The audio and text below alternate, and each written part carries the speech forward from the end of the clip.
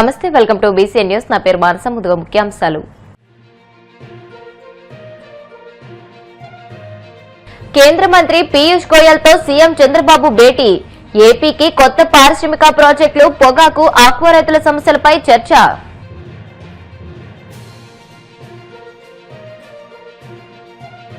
మన ఇల్లు మన లోకేష్ కార్యక్రమానికి శ్రీకారం. మంగళగిరిలో 1331 మంది లబ్ధిదారులకు ఇళ్ల పట్టాలతో పాటు నూతన వస్త్రాలు బహుకరించిన మంత్రి నారా లోకేష్. డీఎస్సీ అభ్యర్థుల జీవితాలతో వైసీపీ చెలగాటమాడుతోందన్న ఎమ్మెల్సీ భూమిరెడ్డి రామ్గోపాల్ రెడ్డి. నిరుద్యోగ యువత వైసీపీ మాయమాటల ట్రాప్ లో పడొద్దని సూచన. రాష్ట్రంలో మహిళల రక్షణను పూర్తిగా గాలికి వదిలేశారన్న వైసీపీ ఎమ్మెల్సీ వరదు కళ్యాణి. పోలీస్ వ్యవస్థను రాజకీయ కక్ష సాధింపులకు కాకుండా ప్రజల రక్షణకు ఉపయోగించాలని హితవు. ఢిల్లీలో కేంద్ర మంత్రి పీయూష్ గోయల్ తో సీఎం చంద్రబాబు భేటీ అయ్యారు. సుమారు 50 నిమిషాల పాటు జరిగిన సమావేశంలో ఏపీకి కొత్త పారిశ్రామిక ప్రాజెక్టులు, పొగాకు, ఆక్వా రైతుల సమస్యలపై చర్చించారు. ఈ సమావేశంలో చంద్రబాబుతో పాటు కేంద్ర మంత్రులు రామ్మోహన్ నాయుడు, భూపతిరాజు శ్రీనివాస్ వర్మ, ఎంపీలు లావు శ్రీకృష్ణదేవరాయలు, కలిశెట్టి అప్పలనాయుడు తదితరులు పాల్గొన్నారు.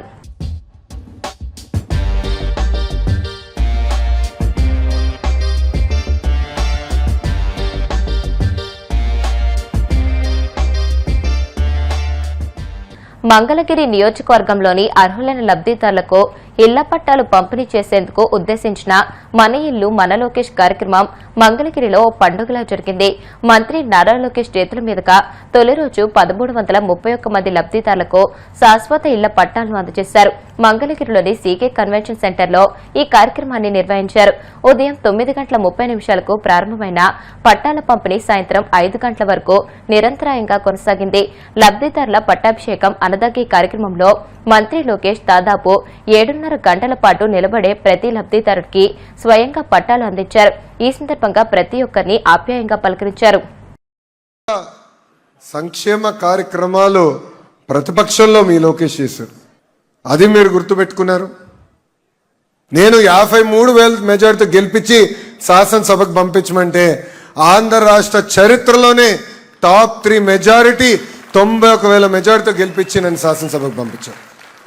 ఆనాడు మీ దగ్గరికి వచ్చినప్పుడు మీరు ఒకే మాట అన్నారు, అయ్యా దశాబ్దాలుగా మేము ఇల్లు కట్టుకుని మేము ఇక్కడ నివసిస్తున్నాం, రూపాయి జమ చేసి ఇల్లు కట్టుకున్నాం. అనేక రాజకీయ నాయకులు అంటున్నారు ఇక్కడ ఇల్లు ఉండదు అని, అధికారులు వస్తారు భయపడిస్తున్నారు. మాకు శాశ్వత భూ హక్కు కల్పించండి, దీనిపైన ఆనాడు మీరు కోరారు. ప్రచారంలో మీ అందరికి చెప్పాను, ఇది నా బాధ్యత. ఒకేసారి ఇది అవదు, కొన్ని ఇమ్మీడియట్గా చేయగలిగినవి ఉంటాయి, కొన్ని కొంచెం సమయం పడతాయి, కొన్ని ఏకంగా కేంద్ర ప్రభుత్వంతో సంప్రదింపులు చేసి వాళ్ళ ద్వారా ఉత్తర్వులు తీసుకొచ్చి కానీ నేను రెగ్యులరైజ్ చేయలేను అని ఆనాడు చెప్పా. ఇచ్చిన మాట మేరకు మొదటి విడతలో 3,000 పట్టాలు అందజేశాం. ఈరోజు 2వ విడతలో 3,000 పట్టాలు మీకు ఈరోజు ఇష్టం జరుగుతుంది. మీ భూమే కానీ హక్కు లేని పరిస్థితి, ఇది మీ భూమే కానీ గతంలో పిల్లలు చదువు కానివ్వండి లేదంటే వేరే కార్యక్రమాలకి భూమిని తాకట్టు పెట్టి కొంచెం డబ్బులు తీసుకుందాం అంటే వచ్చే పరిస్థితి ఉండేది కాదు. అలాంటిది ఒక్క రోజులో సుమారుగా 1,000 కోట్ల విలువైన భూమికి మీకు శాశ్వత హక్కు కూటమి ప్రభుత్వం అందజేస్తుంది. దయచేసి ఇక్కడ ఉన్న వాళ్ళందరూ ఒక విషయం ఆలోచించండి. మొదటి సంవత్సరంలో అధికారులందరూ ఇంటికి వచ్చారు, కొలతలు తీసుకున్నారు. అనేక అపోహలు వస్తాయని వేదికమైన నాయకులందరూ కూడా అధికారులతో కలిసికట్టుగా వచ్చి సుమారుగా 10,000 గడపలు తొక్కి కొలతలన్నీ తీసుకుని ఆధారాలన్నీ తీసుకుని వెళ్ళారు. ఒక్క కప్ కాఫీ మిమ్మల్ని అడగలేదు, ఒక్క గ్లాస్ నీరు మేము ఇదేం తీసుకోలేదు. ఇది మీకు ఎందుకు చెప్తున్నానంటే ఇంటి పట్టాలనే గల చాలామంది తయారవుతారు, మాకు ఇది ఇస్తే అది చేస్తాను. కానీ ఆంధ్ర రాష్ట్రంలోనే కాదు కదా, మంగళగిరిలో అది జరిగేదానికి లేదని నేను చెప్తాను జరిగింది. ఈరోజు స్వతహాగా ఒక బాధ్యతగా కూటమి మీకోసం పనిచేస్తుంది. కేంద్రంలో నరేంద్ర మోడీ గారు, రాష్ట్రంలో ఒక పక్కన చంద్రబాబు నాయుడు గారు, ఇంకో పక్కన పవన్ అన్న గారు, ముగ్గురు కలిసికట్టుగా ఆంధ్ర రాష్ట్రాన్ని ముందలు నడిపించే దిశగా పనిచేస్తున్నారు. 5 సంవత్సరాలు అనేక ఇబ్బందులు ఎదుర్కొన్నాం. 5 సంవత్సరాలు కనీసం బయటకు వచ్చే పరిస్థితి లేని రోజులు చూసాం. 5 సంవత్సరాలు ఎవరితో మాట్లాడాలన్నా భయపడే పరిస్థితి చూసాం. ఈరోజు మనందరికీ స్వేచ్ఛ వచ్చింది, హాయిగా పని చేయగలుగుతున్నాం. లా అండ్ ఆర్డర్ పరిస్థితి కూడా మెరుగుపడింది. ఈరోజు పెన్షన్ ఇస్తున్నాం, తల్లికి వందనం చేస్తున్నాం, ఉచితంగా 3 గ్యాస్ సిలిండర్లు, మహిళలు బస్సులో ప్రయాణించే ఉచితంగా ప్రయాణించే హక్కు కల్పించాం. చేనేత సోదరులకి 200 యూనిట్ల కరెంట్ ఉచితంగా అందజేస్తున్నాం. మత్స్యకార సేవతో మత్స్యకార సోదరులు డబ్బులు ఇస్తున్నాం. ఆటో వాళ్ళ సేవలో అని ఆటో వాళ్ళకి డబ్బులు ఇస్తున్నాం. అంటే సంక్షేమం ఒక పక్కన, ఇంకో పక్కన పెట్టుబడులు పరిశ్రమలు తీసుకొస్తున్నాం, రోడ్లు బాగు చేస్తున్నాం. ప్రత్యేకంగా మంగళగిరికి వచ్చి గల డ్రైనేజ్ సమస్య దశాబ్దాలుగా మనం వెనుక ఇబ్బందులు ఎదుర్కొన్నాం.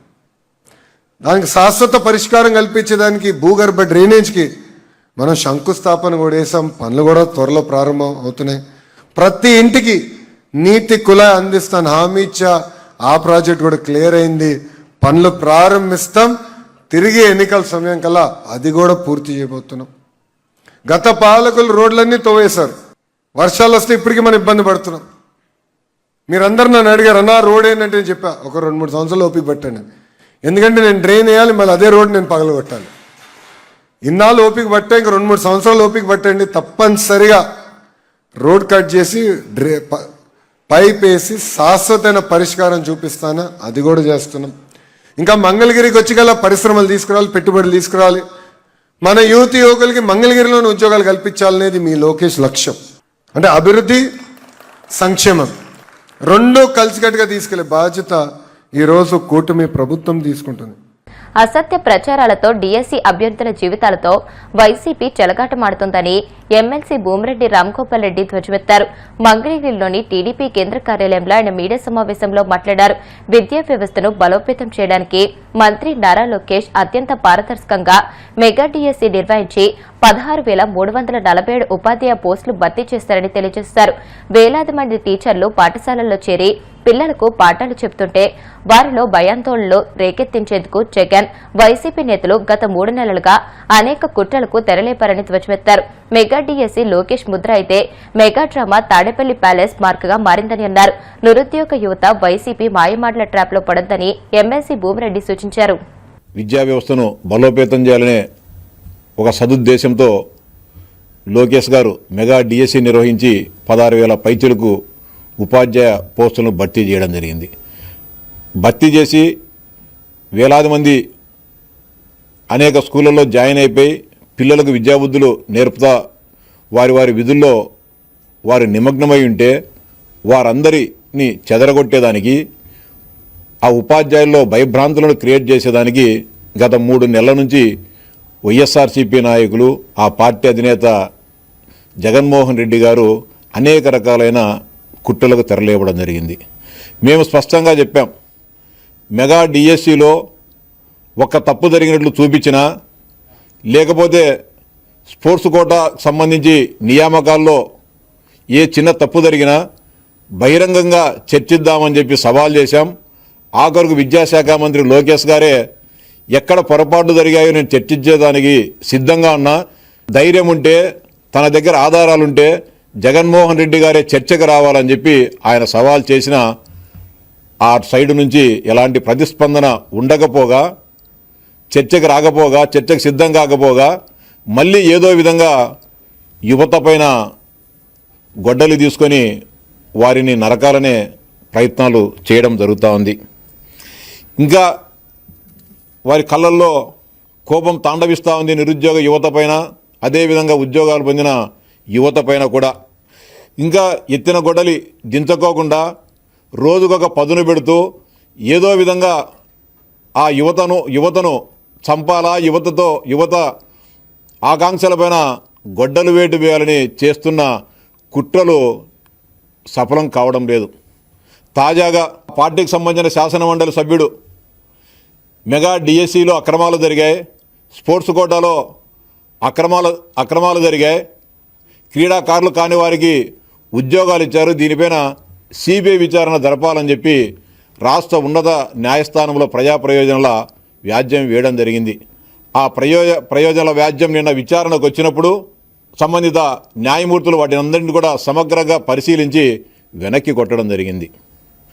దీంట్లో ఏమీ లేదు, ఇది ఏదో కావాలనే మా సమయాన్ని వృధా చేసేదానికి ఈ పిటిషన్ వేసినట్లుంది, ఇది సరికాదని చెప్పి అని వ్యాఖ్యానిస్తే ఈ పిటిషన్ మేము వెనక్కి తీసుకుంటామని చెప్పి వైఎస్ఆర్సీపీకి చెందిన లాయర్లు వెనక్కి తీసుకోవడం జరిగింది. ఈ సందర్భంగా వైఎస్ఆర్సీపీ నాయకులను సూటిగా ప్రశ్నిస్తూ ఉన్నా, ఈ రాష్ట్ర ప్రజలు కూడా గమనించాలని చెప్పి సవినయంగా విజ్ఞప్తి చేస్తూ ఉన్నా. ఏదైనా మనం కోర్టుకు పోయేటప్పుడు, ఏదైనా మనలో న్యాయం ఉండాలనేటప్పుడు, మనం ఆ కేసు గెలిచాలనేటప్పుడు మన దగ్గర ఉన్న సమస్త సమాచారాన్ని 1% కూడా మిగల్చుకోకుండా మొత్తం సమాచారాన్ని ఒకరోజు ఆలస్యమైనా కూడా వాటన్నిటిని కూడా సమగ్రంగా సేకరించి కోర్టులో మనము దావా వేస్తాం.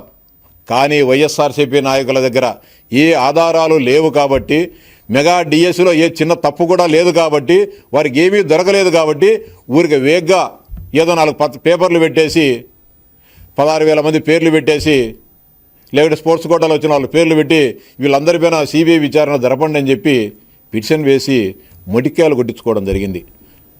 రాష్ట్ర ప్రజలు కూడా గమనించాలా. అంటే వీరు చేస్తున్న కుట్రలు ఏ విధంగా ఉన్నాయి. దాదాపు 7 ఏడాది అవుతుంటే వారు ఉద్యోగాలు నియామకాలు పొంది ఈరోజు కూడా వారిని వేధించాలా, హింసించాలా, మానసికంగా ఇబ్బంది పెట్టాలనే కుట్రలను ఏ విధంగా చేస్తున్నారు ఈ రాష్ట్ర ప్రజలు, నిరుద్యోగ యువత కూడా గమనించాలని చెప్పి సవినయంగా విజ్ఞప్తి చేస్తా ఉన్నా. ఇప్పుడు కాసేపు ప్రకటనలు.